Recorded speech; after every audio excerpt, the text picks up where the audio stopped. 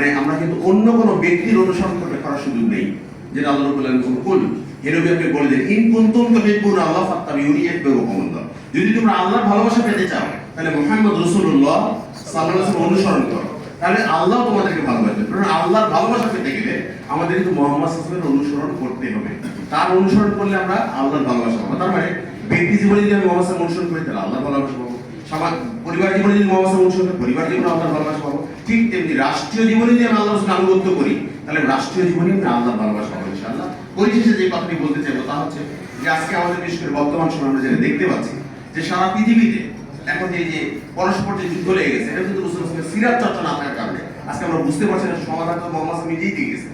তিনি বলছেন যে 5টি বিষয় ঘটলে 5টি বিষয় ঘটবে, তার মধ্যে লাস্ট যে দুটা 4 এবং 5, তিনি বলছেন যে যখন কোন জাতি আল্লাহ ও তার রাসূলের অঙ্গীকার ভঙ্গ করবে, যখন আল্লাহ এবং তার রাসূলের অঙ্গীকার যখন ভঙ্গ করবে তখন আল্লাহ তাদের উপরে বিজাতীয় দুশমনদেরকে চাপিয়ে দিবেন। ইবনে মাজাহ 4019 নম্বর হাদিস। তাহলে কথা ক্লিয়ার কিনা? যখন আল্লাহ এবং তার রাসূলের অঙ্গীকার আমরা ভঙ্গ করব তখন বিজাতীয় দুশমনদেরকে আল্লাহ আমাদের উপরে চাপিয়ে দিবেন, এমনকি তারা আমাদের যে ক্ষমতা বা আমাদের যে সহায় সম্পদ এটা তারা কেড়ে নেবে। তাই কি হচ্ছে না? সব জায়গায় সেই বিষয়টা আসছে। এমনকি পরে আল্লাহ বলছেন 5 নাম্বার যেটা, যে যখন তোমাদের শাসক করব আল্লাহর কিতাব মোতাবেক মীমাংসা করবে না বা আল্লাহর নাযিলকৃত বিধানকে অগ্রাহ্য করবে বা গ্রহণ করবে না, তখন আল্লাহ তাদের পরস্পরের মধ্যে যুদ্ধ বাঁধিয়ে দেবে। আর এটা কি বাস্তবতা দেখতে পাচ্ছি না আমরা? ইবনে মাজাহ এই হাদিসটা, এটাও কিন্তু রাসূলের সিরাত যদি আমরা না পড়ি তো জানবো কোথা থেকে?